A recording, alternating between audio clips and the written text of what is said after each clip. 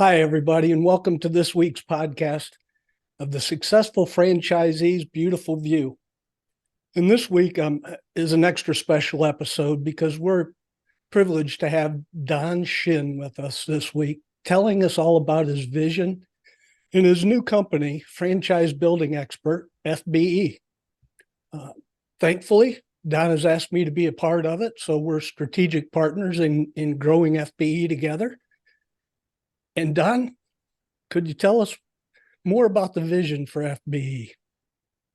Yeah. Thanks for having me. I appreciate it, Luke. I'm going to go back probably just a couple of steps on you. Sure. Very, very similar to a lot of folks out there. I was a corporate refugee. So I got out of the corporate world. I was not downsized or let go, or I didn't have that kind of trauma. But the company I was working for was acquired, and that was really the catalyst when I saw my career that I had built for almost 20 years, when I saw it slipping.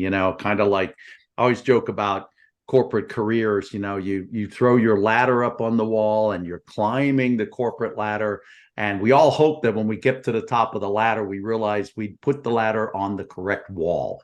And so I kind of recognized that wasn't at the top of the ladder. I was getting pretty close, and now there was this disruption. So I would say I reinvented myself, and several times over the years stepped out of that corporate position, left behind the big salary and the stock options and the company car and the global travel, all the awesome stuff that I experienced during the corporate days. And I left all of that behind for a greater passion, and that was to dramatically change the profile of small business, to help slow down or eliminate, in my sphere of influence, the failure rates of small business, and was successful at that, very specifically in a franchise training company, franchise training and coaching company. Reinvented myself and exited that company, sold it successfully. A lot of franchisees, a lot of business owners in general, they get to the end of that career and realize they can't sell their business. I was blessed and fortunate. I sold my successful 3 franchises back to the company. And that's what led to really coming up to today's discussion, which is my vision and my mission in the franchise world. I was a master franchisee, Luke, and what that simply means is I was sort of half franchisor as well as legally a franchisee, and it meant that I was the developer, if you will, for my geographies. And so in essence, I helped people into the career of training and coaching through franchising, through a franchise model. And I recognized very quickly that, not 100% true, but there was definitely a degree of the phrase that is rudely used in franchising. If they walk upright, they can fog a mirror, and they have the money, I'll sell them a franchise. And so I just never, that's to me is like fingernails on a chalkboard, for those of you who remember what a chalkboard was. And Luke doesn't. Luke's too young for that. So, I hated that phrase, but the reality is that there still is a lot of just make the sale mindset in franchising, and yet it's really not the place for that type of hardcore selling. It's really the place of properly getting people into the right career, the right industry, and specifically the right company for them. And so I always had this, I was doing it well in my 3 territories, doing it as right as I could, but always had this feeling like something needs changed there. And so that's really when I sold the franchises, and I've done a couple of things over the 5-6 years that I've been out of those franchises. But God's really kind of led me to the place where I want to be sure that that nobody ever feels like a prospect again. Nobody ever feels like another sale again. Our mission is to focus on others, to be sure they're lifted up in a way that honors them, that respects them, that that takes care of them, in a sense that if we can't find the right business for them, or it isn't a three-way win, a win-win-win, as in the franchisor wins, the consultant, our company wins, and the person buying the franchise wins. If we don't get a win on all three of those levels, then we're not going to do it. And so that's where I believe we're going with FBE. We want to take this matching of people to the right business, the whole franchise sales, or in the industry call it fran dev, franchise development. We want to take that to another level. I'm not saying everybody in the industry is not doing this. I'm not saying all franchise consultants aren't doing this. There are a number that probably do it to some degree, proper matching, being sure people get into the right place. But we just want to do it very consistently, very deliberately, very overtly, very intentionally. And we want to get in a place where we're in the top 10% of the industry and we're, leading it. We would really like to change dramatically the way this is done. And I'll stop talking in a second here, but I think the last thought is if anybody has ever heard of this little company called Chick-fil-A, just watched a History Channel documentary kind of thing on Chick-fil-A and how that all came about. And we just want to be the Chick-fil-A, so to speak, in the segment of the industry called franchise consulting, or franchise development and franchise sales. We just want to do it so dramatically different than the rest of the industry does. And that's literally what Chick-fil-A does. They're not only obviously have their biblical principles and closed on Sunday and so on, but they really do fast food very differently than a lot of the other fast food companies, and that's why they've grown, and that's why they are who they are today, as I think the largest, or possibly the second largest, fast food restaurant in the country. So, outstanding, and thank you for that, Don. Listening to you, it sounds as if your mindset with what are traditionally called leads, your mindset is that they're a client right from the start, right from the very first discovery call. You look at this person as a client that you're trying to do what's best for them. Am I right on that? Yeah, I would even go honestly back even one step further and simply say they're a human being, they're a person first, and we want to engage them in a way that, regardless of what they do, they feel valued, they feel special, and so I would say it's even one, and then they become a client. And then we go from there. So we want everyone who interfaces with us, and we know a small percentage of the people we converse with, engage with, we try to help. Just the nature of this industry, it's going to be a small percentage of them that actually move forward in new business ownership, into entrepreneurship. It's just the nature of people. It's the nature of the franchising space. So that's why, if let's say 85, 90, 95% of them don't do something with us or don't get into entrepreneurship through franchising, we want them to have felt valued. We want them to have had a great experience. and we want them to walk away feeling better and doing better than they did prior to engaging with us. Because a lot of what we do, Luke, as you know, is career focused. It's career coaching almost in a sense. Some franchise consultants, franchise brokers these days actually use that phrase, call themselves career coaches. And so I would say we want them to feel better. We want anybody, regardless of whether they've moved forward in entrepreneurship or not, we want them to feel valued, feel better about themselves, grow. We hope they grow through this process. Through our process, we're getting to know them. We're doing assessments.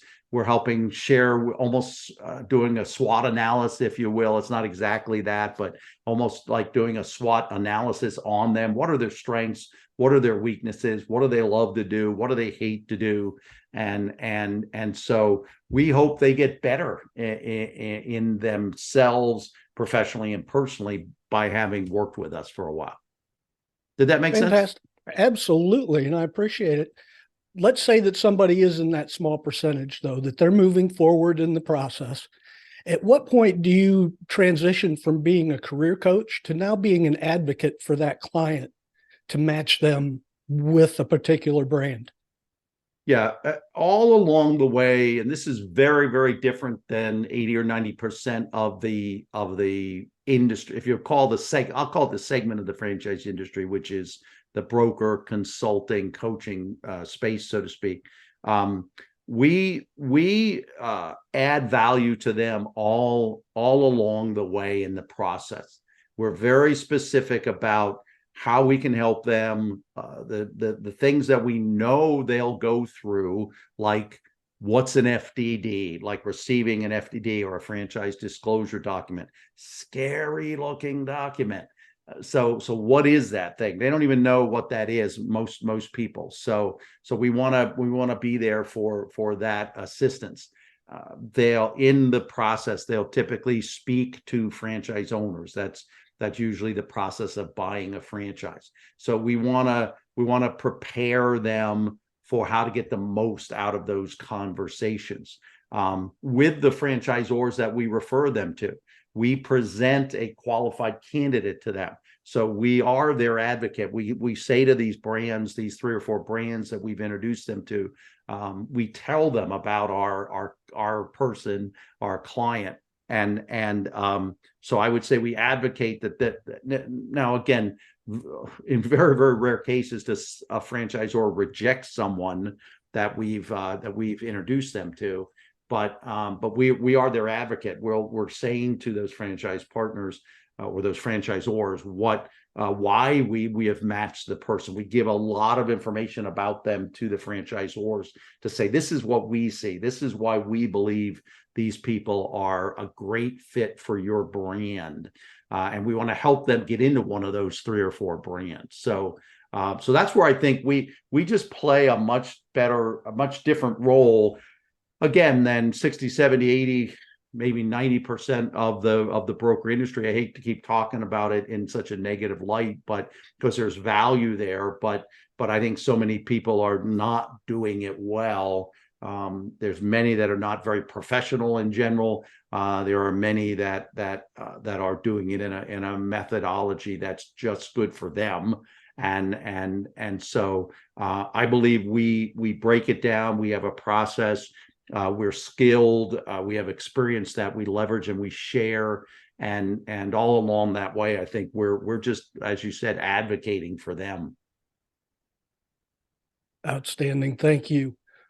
What have I not asked you, Don, that folks should know about FBE and what we're doing to help the industry?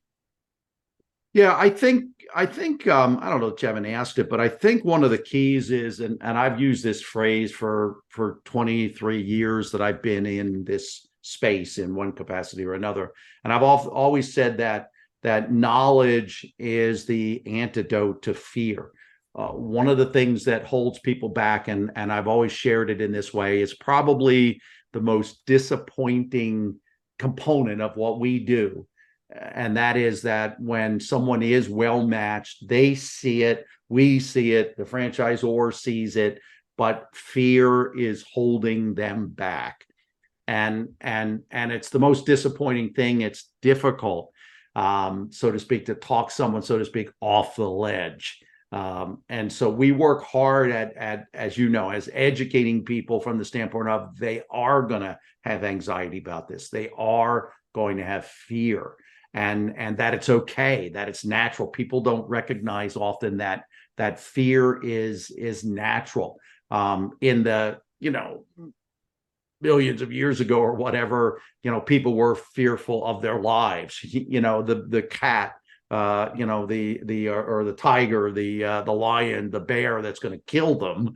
So their fear made them, set flight, leave, run. We don't really have those types of fears anymore. But it's still built into our structure as humans, that when we're fearful, we want to run from something. And I tell people in this scenario that knowledge, education is really the antidote to this fear. We coach people on, hey, you're going to go through it. It's natural. It's okay. And we'll help you through that fear. And so my point is that the more people can educate themselves about this process, the more knowledge they can gain about being and becoming an educated consumer of a business, the better they'll be. By doing this, they'll reduce their fear levels, and they will get in. If it's the right thing, they will then get into entrepreneurism. They'll become entrepreneurs, and probably through franchising. But if they don't become educated, and certainly our process, Luke, as you know, our process does help with that. But I think people need to, outside of that, they need to become more knowledgeable. They need to educate themselves on how to buy a franchise, how to buy a business. And so, beyond our services that Action that franchise building expert does, beyond that, we have programs that's going to enhance just our basic process of helping people. We have other resources that they can actually better educate themselves along the way as well. And so that's the thing I would say, is that people should look for resources, look for companies that can go beyond just the matching, go beyond the advocate or the assisting people in purchasing the franchise. Get more education, get more knowledge, get more training on it, so that you can be much more educated as you're going through, or even before you go through that process. And what other resources do you have available on the website, on your website, for potential franchisees? Yeah, well, our website is going to be redone here by the end of the year. So we do have part of not as much part of our website as much as it's a part of what FBE does. We have training programs. We have a digital program, very simply called How to Buy a Franchise. That is available. Certainly can contact us through our website for more information about that, can contact you for more information about that. I'm also developing a kind of what we do on steroids. I'm in the process of developing, hopefully we'll release it in the next 45 days or so, a very specific live coaching and training course that'll typically take maybe 6 or 8 weeks. It can be combined with the online, the video digital course, or it can be a standalone thing, but it'll be live coaching and training, kind of parallels the digital course, but much more robust because it's live. It's not just sitting there watching videos, which is fine. We have, I think it's 17 videos on our How to Buy a Franchise program, but this will be live sessions, Q&As. A portion of it will be me or you training on specific things in greater detail than we can train as the coach, as the career coach. You just don't have that much time during that career coaching process, but this will be an enhancement of and a lot more Q&A. Again, it's just overall helping to educate people, giving them more knowledge about buying a business, starting a business. And so that's a second thing. So those will be the two big things we'll do. The one is released today and already available. The other one should be out in the next 45 days or so. I can't wait to see what the future holds for us, Don. Thank you very much for being part of the episode today. And for all of you watching the Successful Franchisees Beautiful View, leave a comment, like, and please subscribe.